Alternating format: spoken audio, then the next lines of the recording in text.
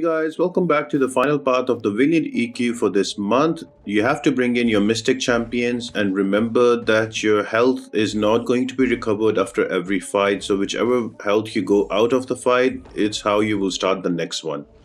Having that out of the way, there are going to be a total of 15 fights that you can use only Mystic champions. And the 16th fight is going to be the boss. You can use any champion you want. More on the boss later in the video, so stay tuned for that. And apart from that, you just have to take care of some of the champions that are going to be super annoying. But before I get into those, the nodes are going to be Mystic Consumption.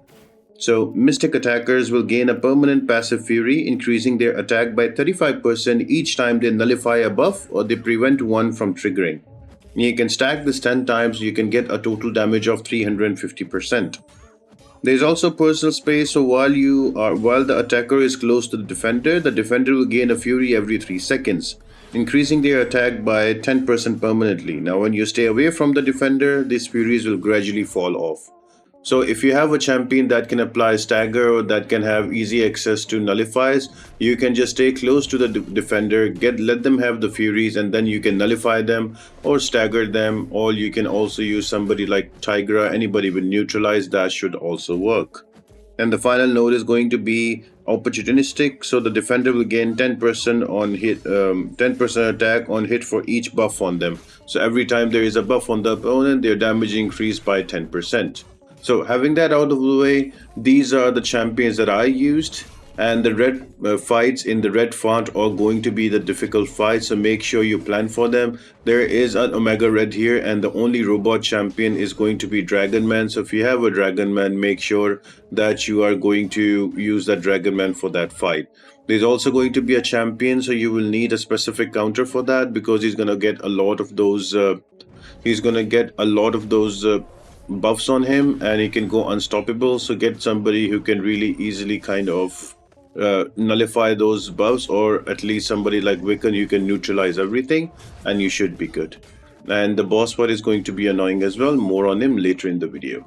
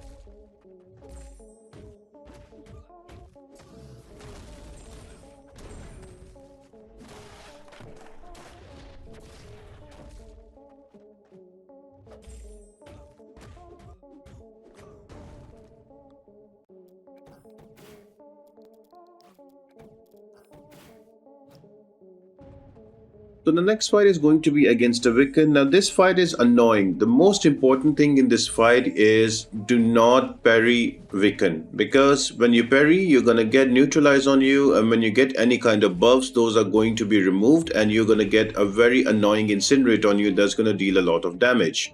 So the best way is just hold your block, let him throw a heavy attack in your block, and then you can punish that. Otherwise, if you keep triggering your parry like me and you get those neutralized, that is going to be super annoying to deal with, and you're going to take a lot of damage. I almost died on this fight, but I eventually took him down. But don't do the same mistake I did.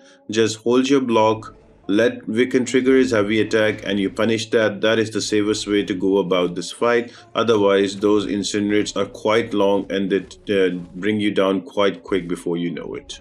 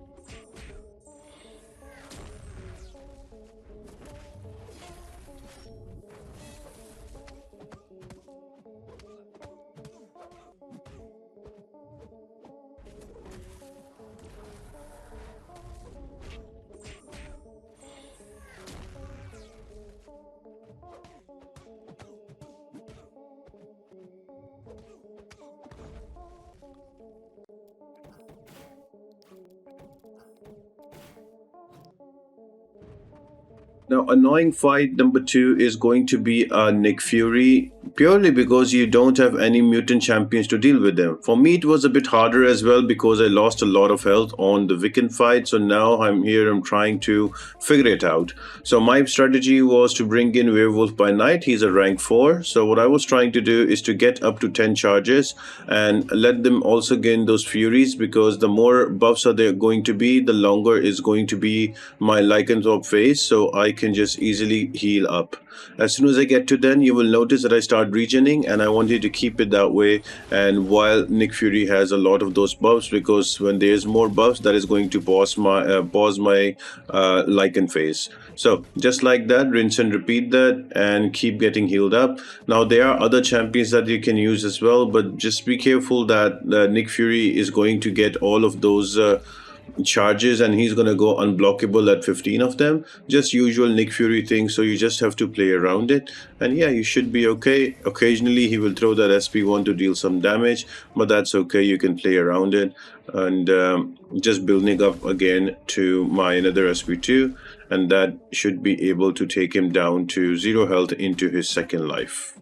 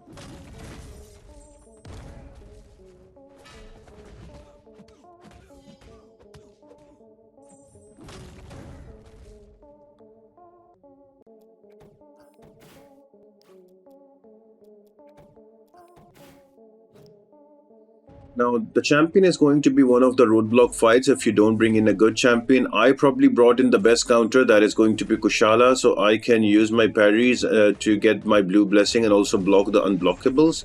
And just throwing my SP1s, just making sure that I am just removing all of those buffs and converting them into Incinerate.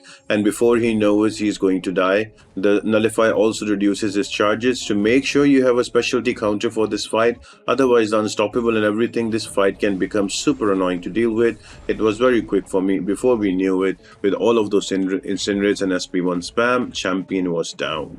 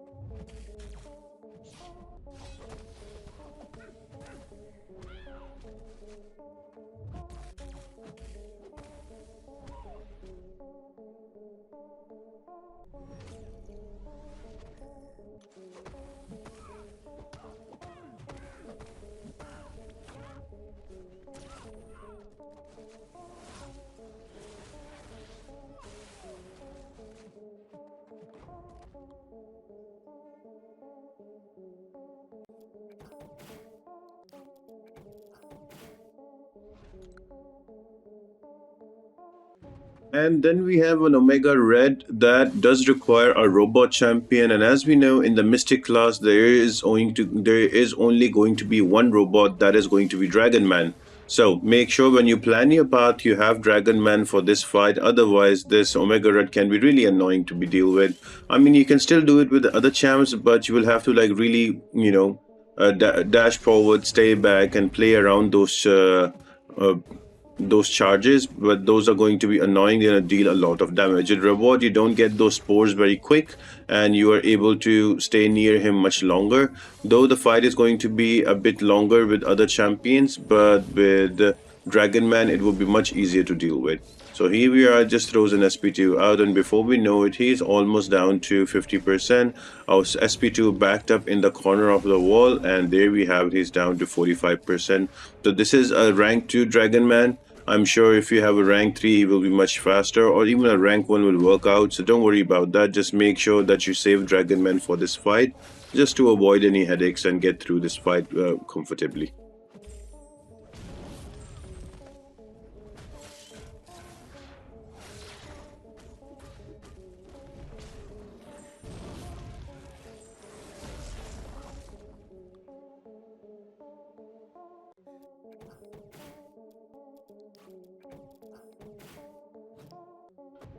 Now, this is another fight where you'll need a counter to miss, or if you don't have a counter to miss, then you will have to play it slow.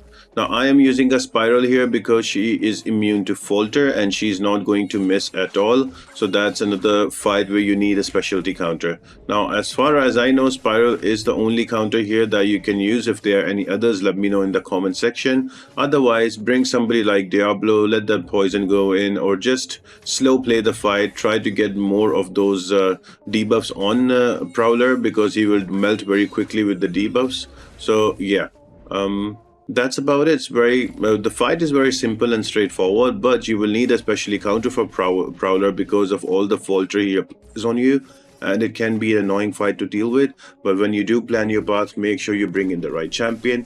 By the way, this is only a rank 1 Spiral, so she's doing really well against him. Other champions, I'm going to give you a few counters that I think should work, and let me know in the comment section what are the counters you used and how did you deal with this fight.